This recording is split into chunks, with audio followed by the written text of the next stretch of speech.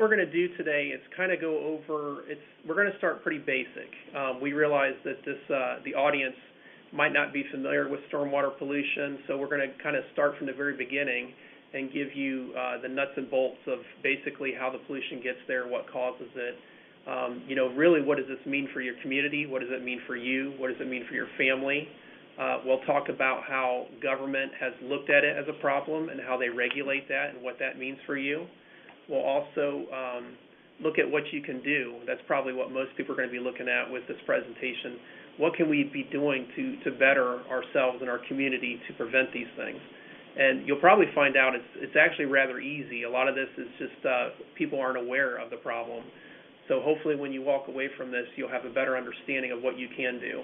And finally, Kyle will be doing the second half of this presentation, and Kyle will focus on some success stories that we've had here within the last, mostly within the last year, but within the last 2 years. So you can see real events here in Hamilton County that we've encountered, and it's actually been because of presentations like this where we've educated the public and businesses on stormwater pollution, and they've contacted us, and we've gone out and investigated and basically taken care of the problem.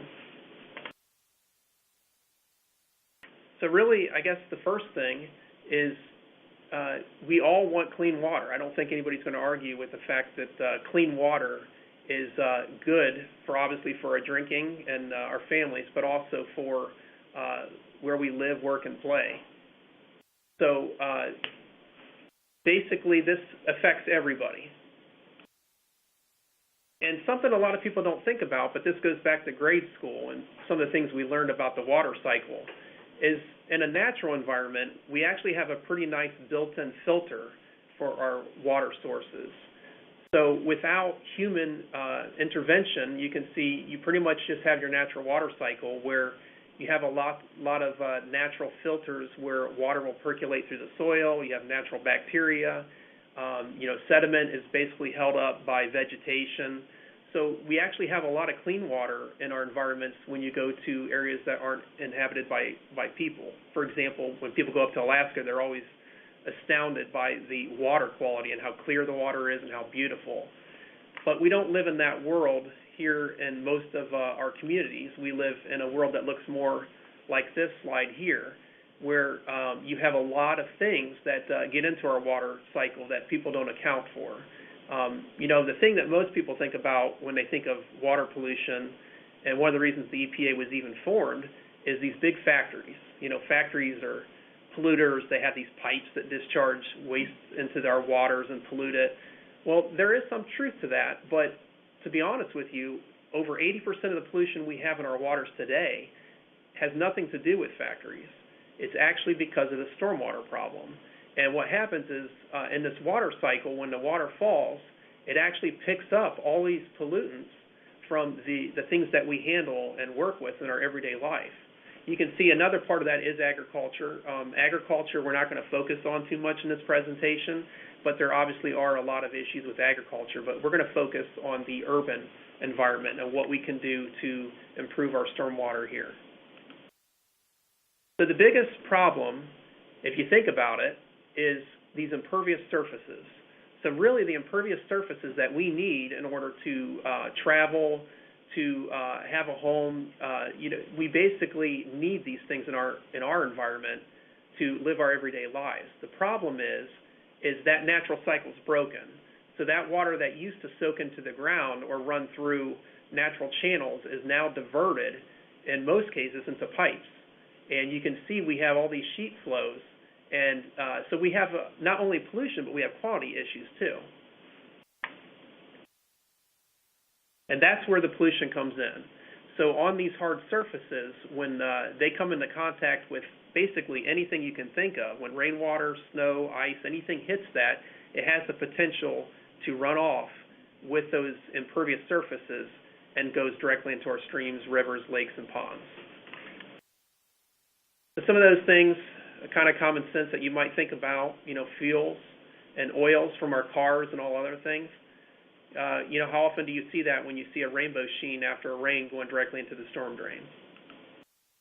Pesticides. We live in a world where we really like green grass, and we don't like those dandelions in our lawns. So, those things have the potential to run directly off too. Fertilizer, same thing. We basically are putting a lot of things on our lawns that maybe we don't even need to. So we'll talk about that. Impact from soil and sediment. This is another one that most people have probably seen in their everyday life. When big rain event comes, you look at that storm drain out in the road and you see it looks like almost chocolate milk going into the catch basin. Pet waste. Is everybody picking up their pet waste? That can have detrimental effects as well, so we'll talk about that. And really, what does this mean? Look at the bad side. Some recent news you may have heard, these are just events that occurred within the last several months. Last year, we had probably the largest toxic algal bloom in the Ohio River history. If you look here at the map, it actually stretched all the way from almost the coast or the border of Pennsylvania all the way through Ohio and down to Indiana. And that was a stormwater impact. That's basically caused from stormwater pollution. And the big one we've been hearing about now, Flint water, the big crisis they have up there with contaminants of metals in their water. Again, a lot of that is directly related to stormwater and the stormwater runoff. A lot of people just think about humans, but there's another factor to this, to the environment and the animals that we live on this earth with, is stormwater pollution kills all the aquatic life. So it's not uncommon that we see fish kills, which is the photo up here to the upper left-hand side. But the other one that a lot of people forget about, and even in my field, is all the other things in there that the fish need to live, and not to mention the birds. You have, obviously, the amphibians, the frogs, and all those salamanders and things that live in there. But you also have macroinvertebrates. You have a lot of wildlife that actually do live in those waters. And it does affect us, again, directly on our recreational and our food level. So here in Ohio, we have beaches closed because Lake Erie is too contaminated at times for people to get into it, and it's not safe. The fish we eat, we're limited by how many fish because of contaminants that the fish might have. And on the positive side, this is kind of lost lots of times when people talk about pollution, but there is a benefit to it as well. There's been known economic benefits to improving your stormwater runoff by creating new jobs. Your visitor tourism goes up. Obviously, businesses do better when they're along a waterfront with cleaner water. Builders, and they benefit from it. And now the big push is green construction and infrastructure. So communities have gotten on board with these stormwater improvements, have actually seen a benefit in that as well. And of course, property value. Property values go up when you have a better living environment.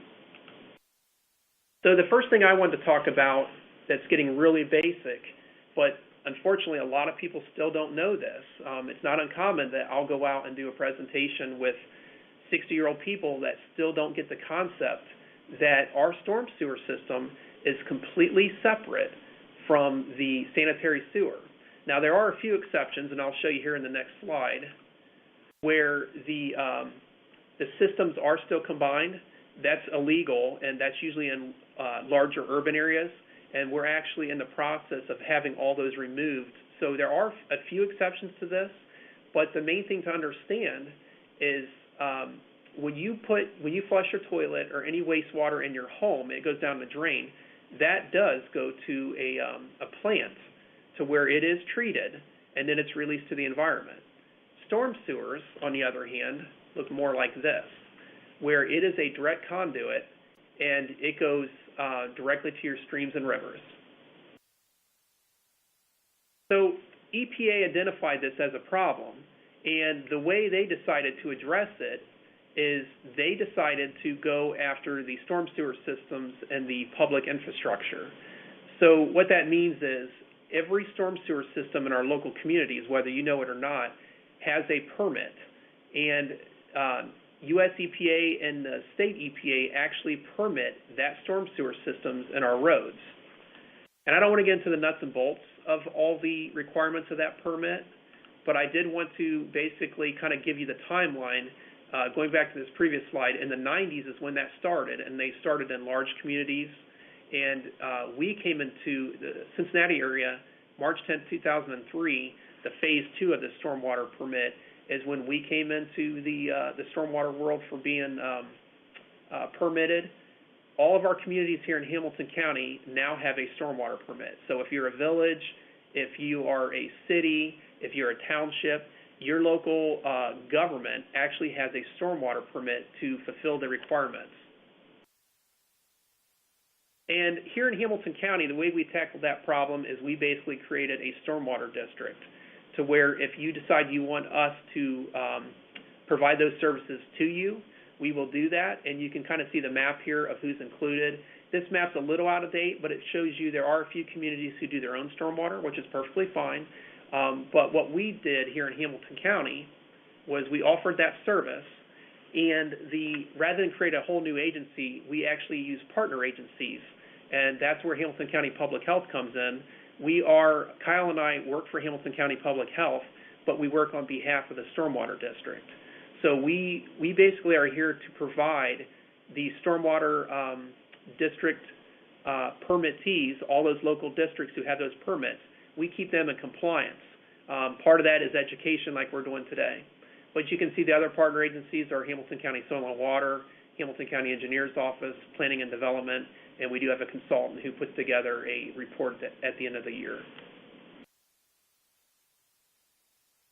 So what I want to do, rather than focus on the permit itself, I think most people would benefit from just kind of understanding what they can do to eliminate these stormwater pollution sources and what they should be looking for.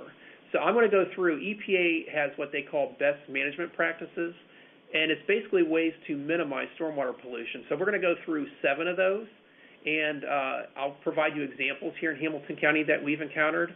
And then, like I said, about halfway through this, I will turn it over to Kyle, and he'll show you even more interesting recent things we found that fall outside of these best management practices. So number 1, like I said before, we tend to forget. We see a drain, we think that drain is taking that water where it needs to go. And keep in mind, these drains, when they're outside, they are storm drains, so they should be going directly to a stream. So what we had here back in 2014 is a car dealership that provided free car washes to anybody who purchased a car from their business. So they literally did hundreds, if not even at the end of the year, maybe thousands of car washes. And as part of that process, they did the primary washing inside the building, which would go to the sanitary sewer, which we discussed. However, they did pre-washing, like washing the wheels, the mats, all that stuff outside.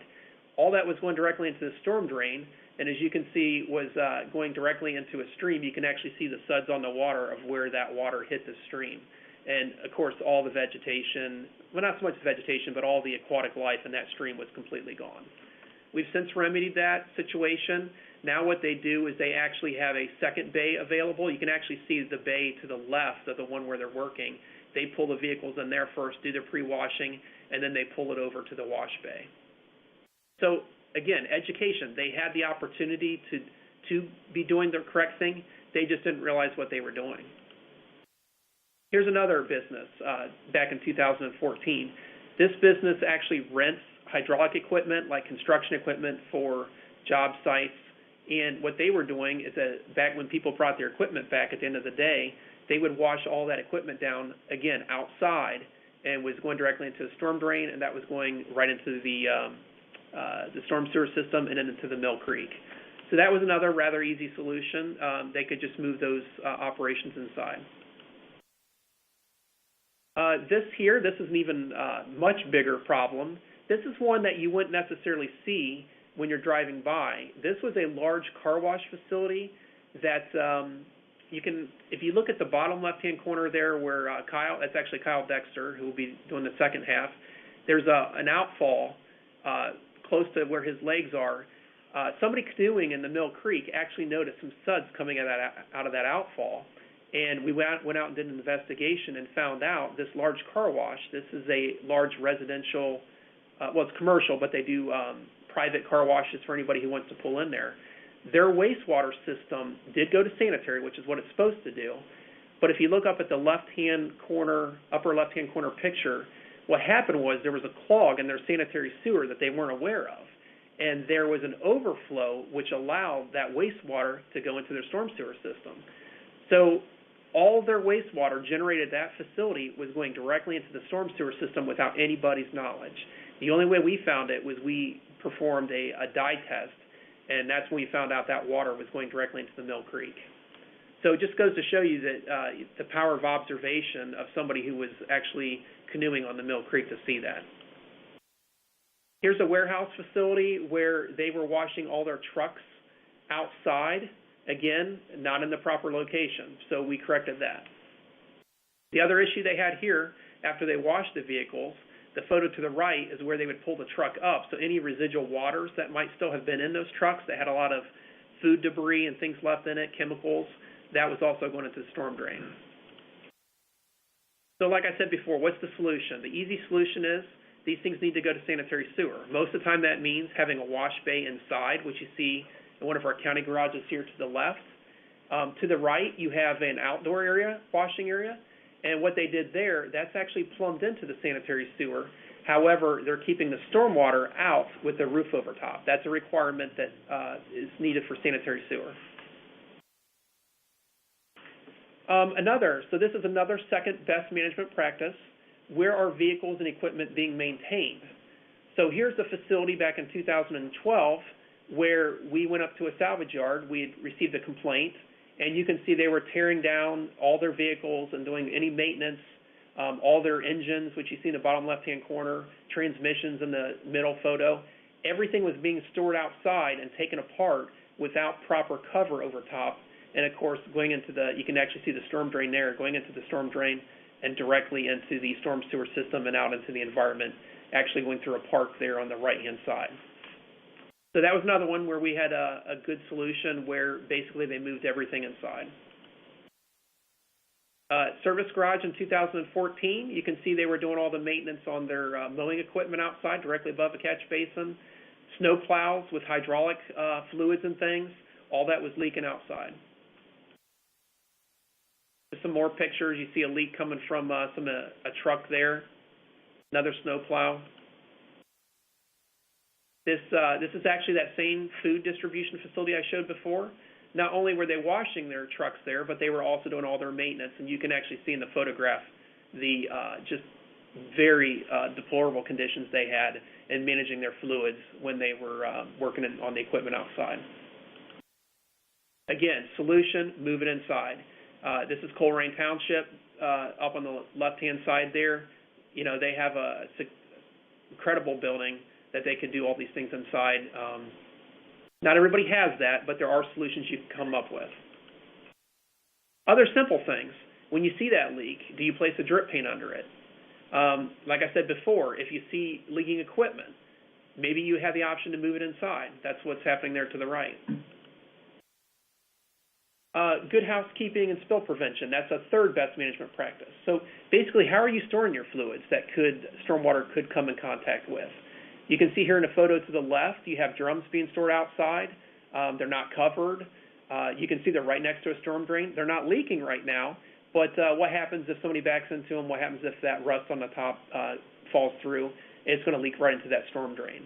So the solution in these cases, you want to try and store them inside if you can under cover. And actually you want to put them on secondary containment, which you can actually see those drums on the right-hand side are stored on devices that will actually capture any product that might come off if they do happen to leak. Are you prepared for a spill? So you can see these tanks here. Do you see any signage? Are staff aware of what to do if there's a spill? So here's an example of where they did put up proper spills, and they actually will direct you to where spill kits are located. So if you do have the potential for spill, it's a good idea to have spill kits in place. And the permit that I was talking about before actually requires those spill kits to be located at our county garages, our city garages, our township garages. So it's actually in the permit that you have to have those anyway. But on top of that, have you been checking your spill kits? Do they have all the right things in them? Did somebody take something and not replace it? So those are things that you should be doing. Again, I said it before, good housekeeping, drip pans is essential. Other just everyday things we don't think about. when you're doing work, do you put a drop cloth down? Do you have any type of thing to contain that product that might come off during your work activities? Facility pollution prevention plans. Have you even thought about these things? Do you have a plan in place? So if there is a spill, what is your plan? Do you keep an inventory of what you have? Again, the permit requires that municipal buildings do this, but businesses should be doing this as well. Here's an example of a map which shows you where all your drains are, so that way you know where things are going, you know what your tools are, you basically know everything about your facility in case there is an incident, and you can prevent incidents from occurring. Here's an example of spill reporting and response. If there is a spill, do you know what to do? Like I said before, you definitely don't want to be doing what they're doing on the left there. You do not want to wash any type of spill directly into the storm drain. What you should be doing is dry cleanup techniques, which the photo to the right here is showing. So basically a spill occurred, you want to use an absorbent, get it soaked up, and then that becomes solid waste at that point. The other question, though, that I want to make sure people are aware of, if it's a hazardous material, that's something that you might want to have in your either your plan or just be aware that there are things that we don't want to clean up that it would require a hazardous specialist to come in and clean up. So this is key. If you take anything from this presentation today, this is what I want you to take from this. If you do see something, in this case a spill, but if you see any types of these pollution sources we're talking about today, do you know who to call? And that's key because that's where we come in. We're the ones who actually go out and investigate these complaints, and we rely on people such as you to let us know when you see these things. So you've probably seen we have ads out, we have bumper stickers, but our hotline number here in Hamilton County is 946-7000.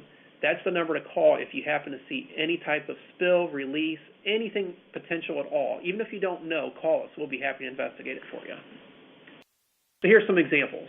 Here's somebody called about this. They saw paint on a catch basin.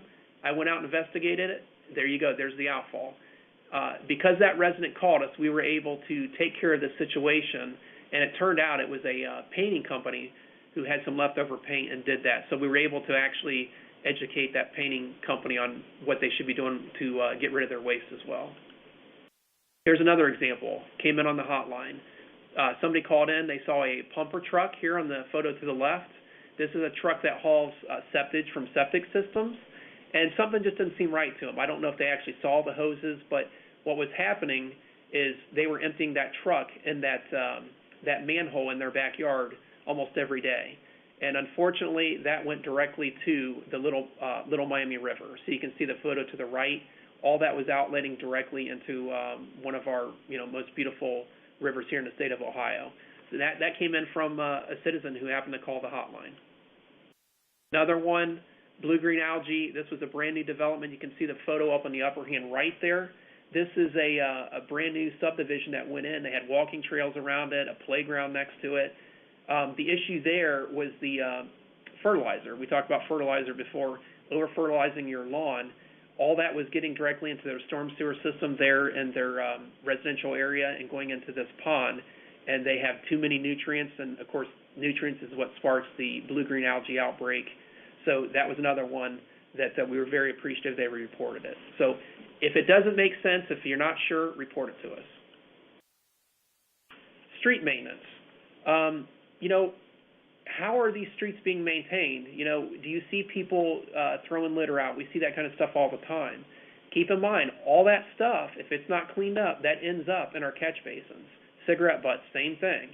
These are all major problems we have with stormwater pollution. Here is the Mill Creek. This was just taken last year. You can actually see the amount of debris from this very problem that gets into our local watersheds. This is an equilibrium area right between the river and where the Mill Creek meets the Ohio River, and it's actually holding all that garbage in one spot, but just unbelievable amount of litter that gets into that system. So if you see a road or something like that that has a lot of garbage, litter in it, let us know. We have options to get people out there to sweep it, to get it clean. There's options, but we need to know about those things when they happen. Again, with street maintenance, leaf management. How often do you see this where the photo to the left, you have a leaf pile, which is going to be picked up more than likely by the municipality, the township, whoever, but it's being stored directly up against that catch basin. That's not the proper way to do that. There are ways to do that. We have fact sheets available. We work with townships on how to do this. It actually is detrimental to the integrity of the system as well. So what we ask in those situations, again, call us. We can take care of it. But for us, what we can do is we can work with either the property owners, with the maintenance crews, the public works crews, whoever's picking those things up to get the word out, whether it's through flyers, door hangers, how to properly manage your yard waste so it's not impacting stormwater. And here's kind of what I'm talking about. These are examples. So, and these are things that you can do as a community. If you're interested, we have activities where the gentleman up there in the upper left-hand corner, he's actually putting a label onto these storm drains saying that this drains directly to a watershed. You've probably seen these. They actually have our hotline number on them to call us. But those are activities that Boy Scout groups can do. We've had actual cities call us and request to get those the labels to put them on themselves. But those are community activities you can do to improve stormwater. We have door tags. You can leave door tags. You can go out and have a door tag event where you basically communicate the importance of stormwater. And then, like I said before, the yard waste, that is a fact sheet.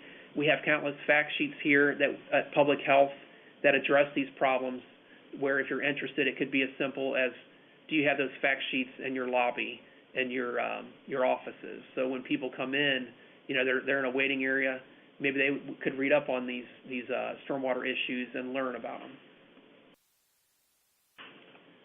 This is one that you may have seen and never thought too much about, but this is a major problem. So this was up in one of our townships just last year, where a crew was putting in new gas lines. And you can see in order to do that, they had to saw into the road, and rather than do proper dry cleanup techniques or capture it in different ways, they were washing it all right into the storm drain. Another example of that, actually a business doing that, and you can actually see the stream in this one, where it turned to stream. Basically, it became a stream of slurry from that concrete. Material storage, again, we kind of talked about this before, but how are you handling your materials? You can see in the photo there to the right, that was a business here in Hamilton County. That very next rain event, all that's going to end up right into our local waters. Again, what are the solutions? What can you do? The photo to the left, they're moving things inside. Not everybody has that ability to do it. So one of the things you can do is cover those materials. It's as simple as putting a tarp on it. Some other things you can do is they have more expensive things. You can see the photo to the right there. It's actually a containment that you can pull down and keep stormwater out of that. And that actually works perfect because you also have a secondary containment spill system there on the bottom. The photo to the left is what you don't want to do. You have all those drums stored outside, and you can see the storm drain right there adjacent to them. If a spill occurs, you're not going to even have an opportunity to clean that up before it gets directly into our surface waters. Landscaping and lawn care, another best management practice. How often have you seen this, or maybe even been guilty of this, where rather than blow that grass into your yard, you blow it out into the road and you leave it there? It's obviously not good for the environment. All that's going to end up directly in the storm sewer. What that does, without getting into the science of it, it basically starves the oxygen out of the water because bacteria start to break down that grass once it gets into the system, and it becomes a toxic environment for the wildlife in that water. This simple solution is either, like I said before, you blow it the proper way, or when you're done with the work, you blow all that grass back into the grassy area. Your fertilizers and pesticides, it's so critical to follow the directions on it. So many people think if you over-apply, you're going to get double the results. It's just simply not the case. And there's also buffer areas. How close are you applying that to actual surface water areas? You got to watch those things. So again, like I said, you don't need to over-apply. Here's the other key thing a lot of people don't realize. Here in Hamilton County, we actually have pretty good soil for grasses. We don't need necessarily to fertilize. So one of the services a lot of people don't know is available out there, you can actually have Hamilton County Soil and Water come out and evaluate your soil for you, and they will give you an actual result of your soil on your property, how you should be fertilizing it, if at all. So that's a service out there that a lot of people don't take advantage of, and certainly could be advertised in your community. Again, when you apply those fertilizers, are you making sure that they don't get on the impervious surface? You can see in the photo to the left, he's using a broadcast spreader. It's hitting that paved area. Next rain event, that's going to all end up in the local river there. So blow those things back on, or you can, the far photo to the right, they're actually brushing all that stuff back in. And the last one I'm going to talk about, landscaping and lawn care, is, when you apply it, make sure that you're not applying it at the wrong time. Are you applying it before a big rain event? If you are, you're basically just letting that money go directly into the river. It's never going to even see the benefits of hitting that vegetation that you want. Same thing with wind. If you're putting it in during high wind, a lot of those materials are never going to even end up where you're targeting.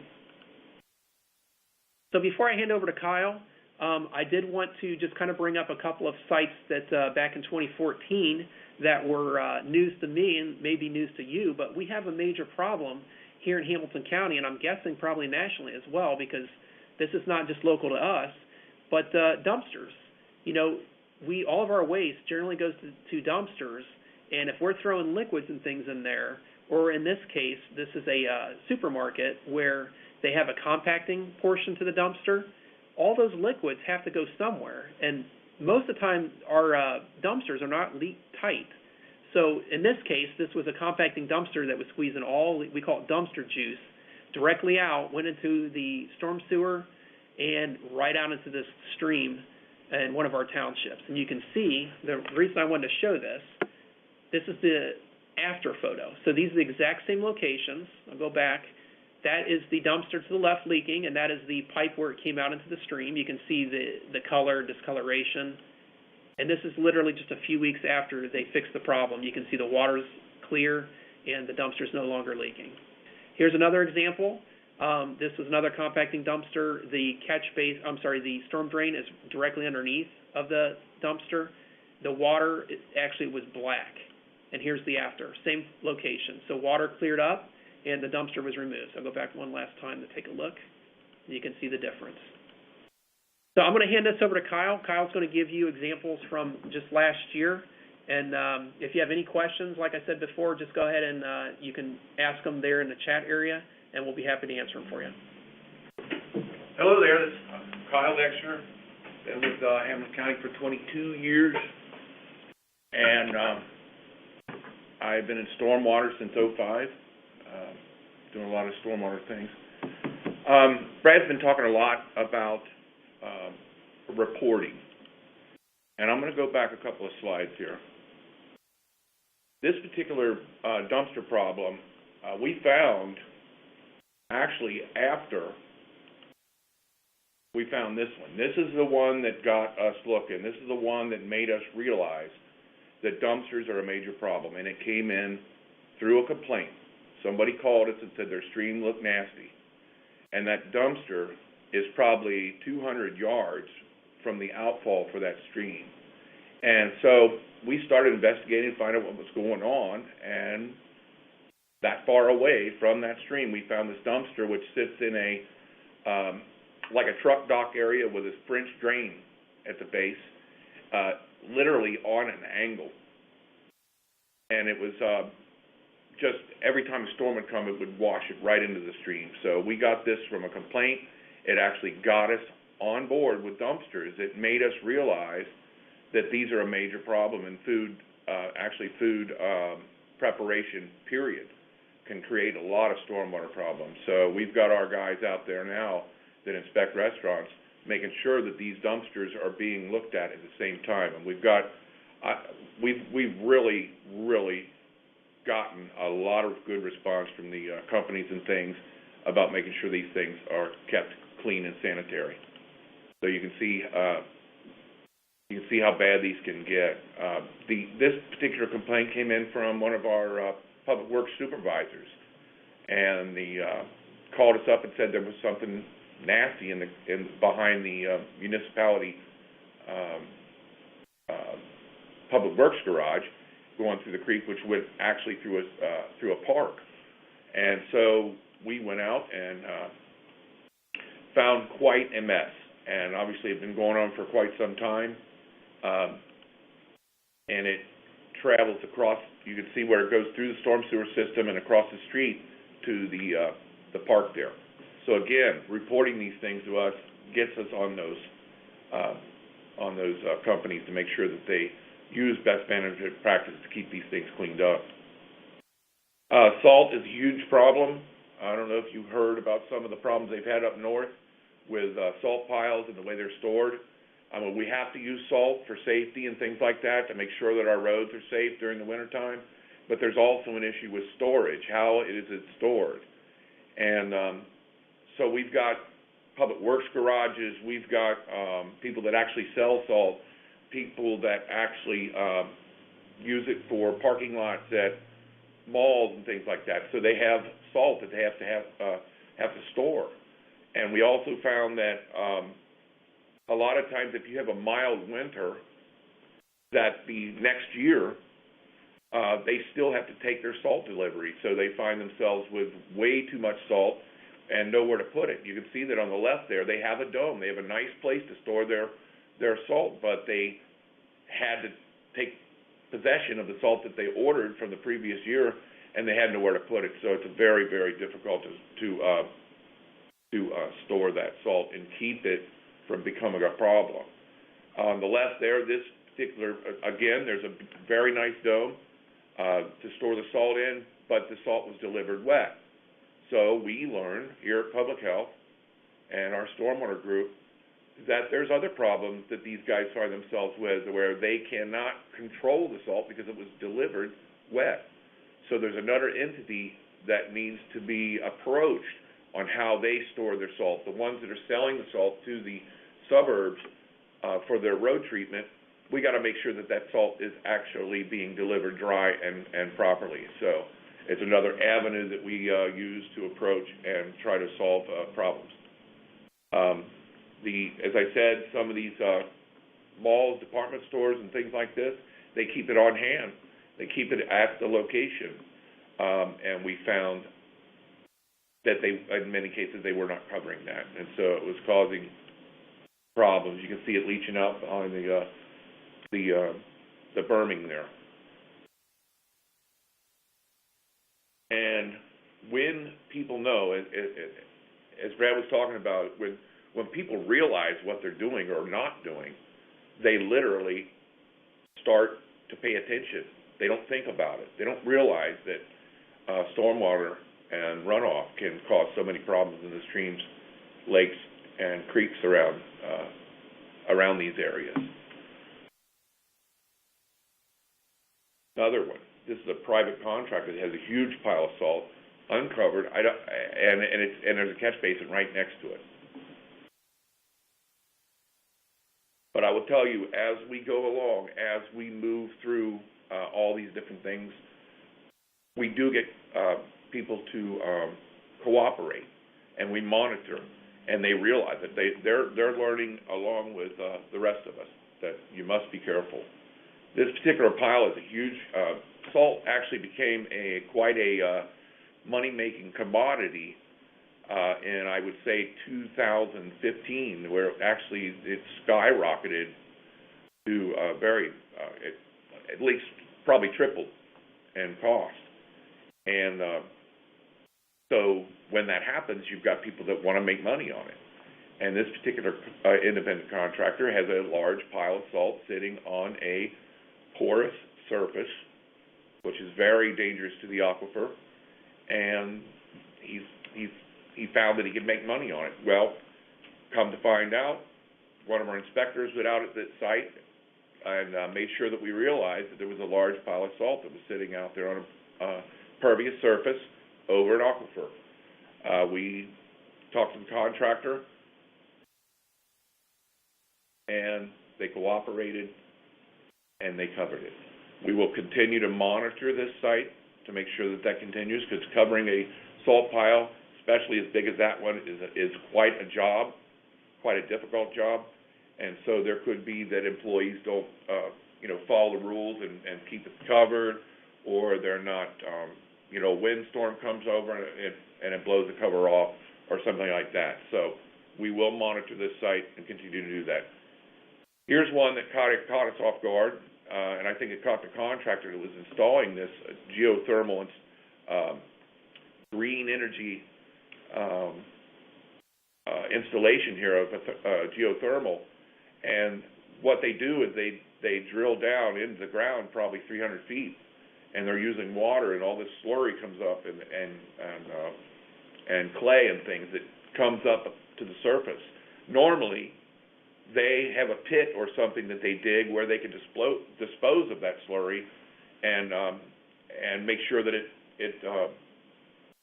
basically settles into the ground, dries up, and then they can cover it up. It actually comes from the ground, so it's not a big deal to put it back, but you do not want it in your streams. This particular site was on a property that had a slope to it that went right to the stream, and they lost control of the slurry that was produced during this process of drilling these geothermal wells. And in the process, it ended up in the stream. Sediment is very, very bad for a stream. Animals and aquatic life in that stream would feel like as if we walked, they're like in a smoke-filled room where they can't breathe. That's the same kind of thing that they would feel in this stream with all this sediment and things.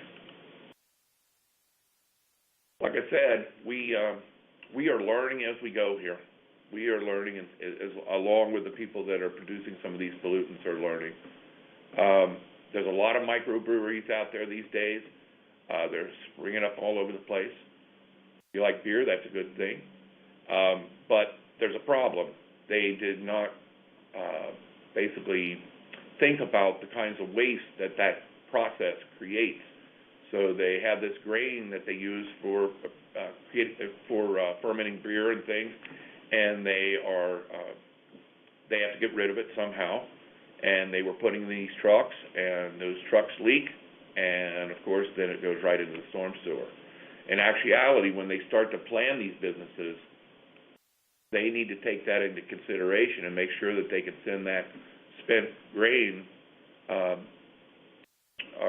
leachate to the sanitary sewer and not to the streams.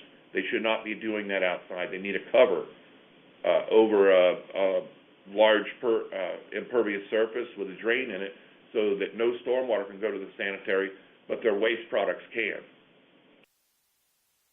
And we found that so again, we find one location where this problem is happening, and we realize that there's many other locations that are doing the same kind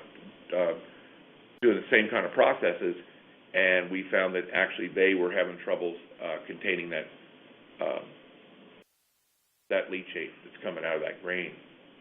This particular facility took this very seriously and became proactive, and they purchased this containment that they've now put around their truck to catch this leachate that comes from this grain. And they're basically, which is very difficult, it slows their process, and it's not an easy thing to do, but they are actually pumping it out of that containment into that barrel that you see up on the dock. They pump it into that barrel, they take it in, and they empty it to the sanitary sewer. They also are proactive in putting their berm, the little snakes around the drain there, to try to keep that anything that does get loose, have it soaked up and keep it out of the creeks and streams. It's another situation. Schools let out in the summertime, so it's time to do maintenance in the schools. And one of those things is sealing the floors, polishing the floors, those things, stripping the floors. And it just so happened that this particular janitor went out into the curbside there and dumped his floor stripper water, and it went right into the storm drain. This had actually, in this particular community, they have had several incidences where they've had milky colored water in their streams, and they did not know where this was coming from. Well, this guy, actually this time, normally he would just dump it in the floor drain and the school, inside the school, and so nobody knew where and that drain was actually going to the storm sewer, so no one knew where it was coming from it for a while. Well, he dumped it in the street, and we found out. So now they got to tie that floor drain inside the school into the sanitary sewer, and this problem should be solved, as long as all the employees are trained properly and told about this incident that occurred.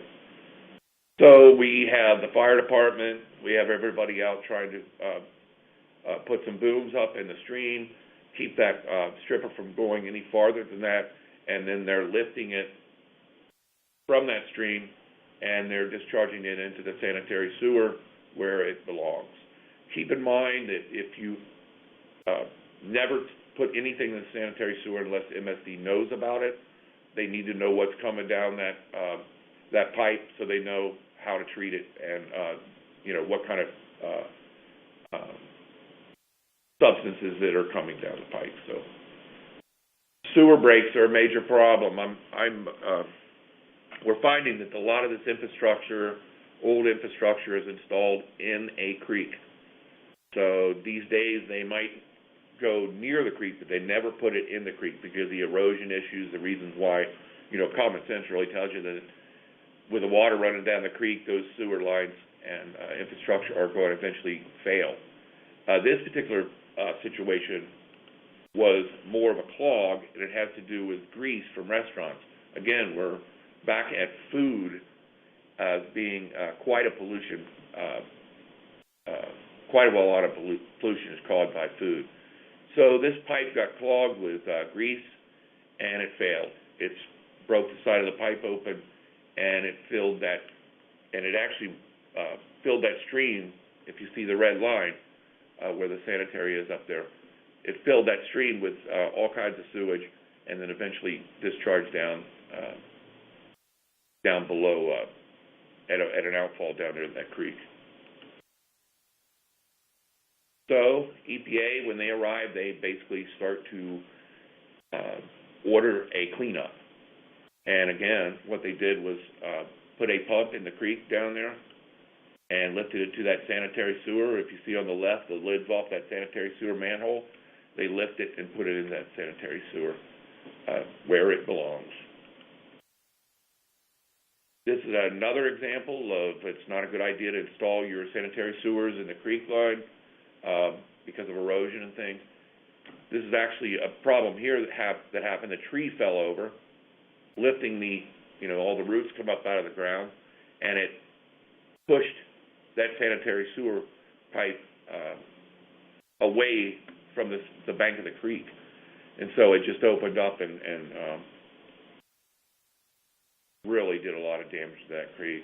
Again, as Brad was talking about, reporting these things is very important. Pay attention to your surroundings, the odors and the colors of the creeks and things like that, so that we can get out there and install these things as quick as possible.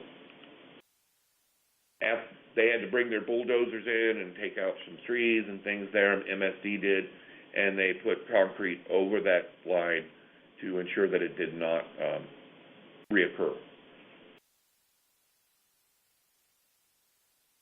Another one, this is actually a manhole that is overflowed due to a clog, and history has told us that this particular sewer line has a history of problems.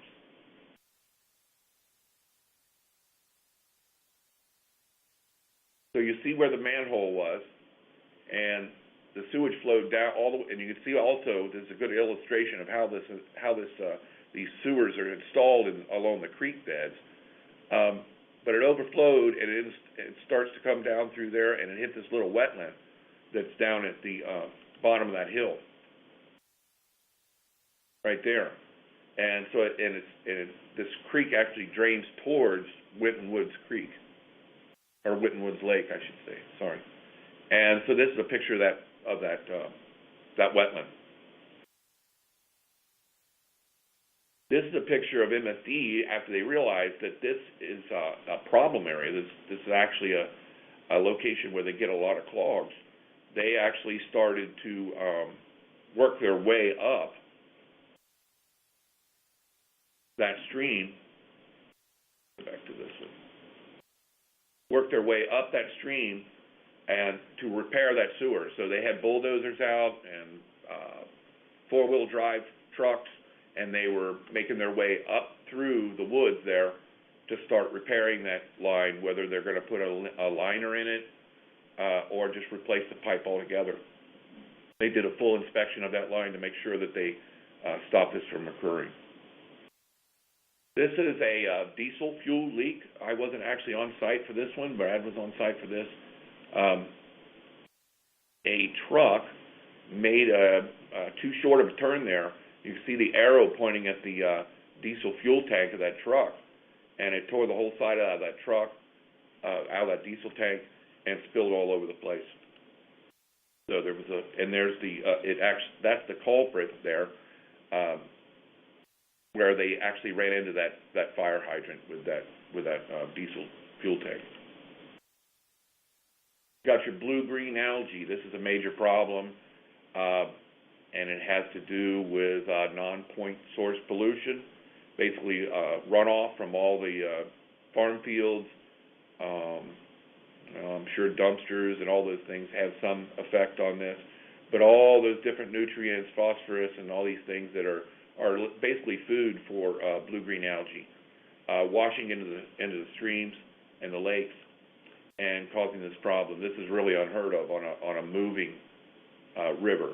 So there's a lot of nutrients being washed off the surface of the ground and going into those streams and creating a food source for this algae.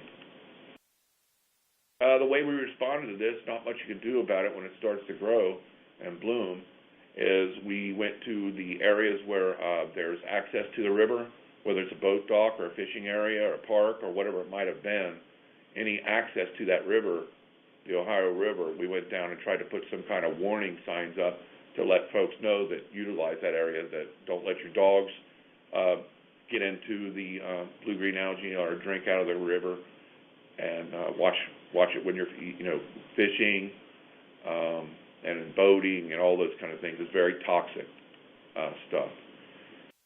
Again, we learn as we go about some of the problems. We really never thought about doggy daycares and things like that there would be a pollution source there. But as we continue to learn and discover all kinds of different potential impacts, we go from one to the next and realize that this could be going on at many other locations. This particular situation here,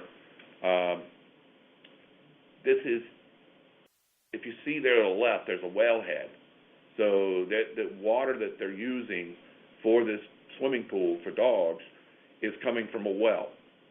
And what they were doing was, in order to treat the water, rather than use chemicals to treat the water and sanitize the water, they were basically diluting the water by continually having water flow into that pool from that wellhead. And then you can see in the back there, in the center, the overflow. So as the water was entering that pool, it was also just as much flow through that overflow and out into the storm sewer and across the street to a park across the street, and it caused them a lot of flooding problems out there, over there. So it was quantity as well as quality that we had a problem with here. And basically they agreed after a long discussion that they would no longer do it that way. They would treat it as a swimming pool and sanitize it in the same manner. During rain events, and they find themselves with too much water in those pools, they're also using an irrigation around the property. So that's how they disperse it. And again, like I said, we really didn't realize a lot of these problems that were out there And it takes people reporting these things and letting us know, and then we start to branch out and see if we have got any problems elsewhere. Illegal dumping, it's quite a problem. I would imagine back when I was a young person, it was much more of a problem. People dumping their motor oil and that kind of thing into the storm drains, not thinking about where they go, and that they discharge to streams and lakes and things like that. This was an area where they were actually taking cooking grease and dumping it into the storm sewer. And then obviously somebody was also doing dumping paint. But what got my attention was the cooking grease that was being dumped in this catch basin. One of the things we do in these situations is we actually go out to these areas when we have these problems, and we'll place those labels on these drains that says "Do not dump waste into the drains." We'll actually go out into a neighborhood and start putting those, if they're not already there, putting those on these catch basins to let people, get somebody's attention and realize where this thing goes. We also drop door tags on the houses to let them know that we put the drain labels on there, and to let people know to call us if they see someone doing that. Here is a situation in a restaurant, again, grease being dumped into the catch basin. These folks actually had a really elaborate process for getting rid of their grease, disposing of their grease. Well, it stopped working. So you've got the employees, they got to keep working, they got to keep functioning. So they almost will do anything to get rid of the grease. And so that they can keep functioning, they have to get rid of it. So they were rolling it out here and dumping it in the storm drain, and we got a call from somebody that was at the drive-through of this establishment letting us know that somebody was dumping the grease into the system.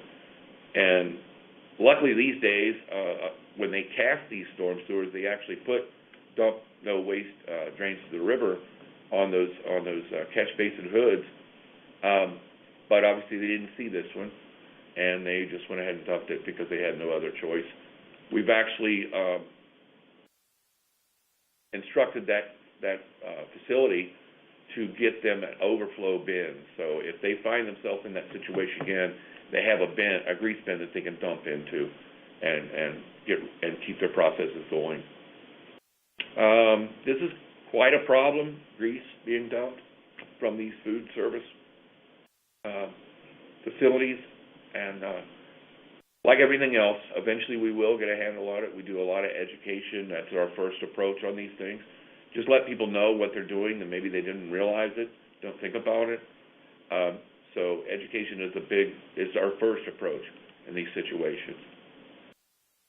By the way, we won an award, our program here at Hamilton County, our stormwater program, won an award for excellence. And so thought we'd just let you all know that we're doing as much as we can to stop stormwater pollution. We appreciate you sitting through this. Hopefully you got something out of it. Never hesitate to reach out. Like Kyle said, we have several fact sheets. We have fact sheets for dumpsters. So if you're a community who wants to be proactive and have those available in your lobby, or even maybe actively go out to facilities when you're out there, provide them. They're out there. I mean, we're doing other things where our food inspectors are doing some of those things, but we're open to anything to improve the education and awareness of these problems. So that's my part to it. If you have any questions, here's our contact information.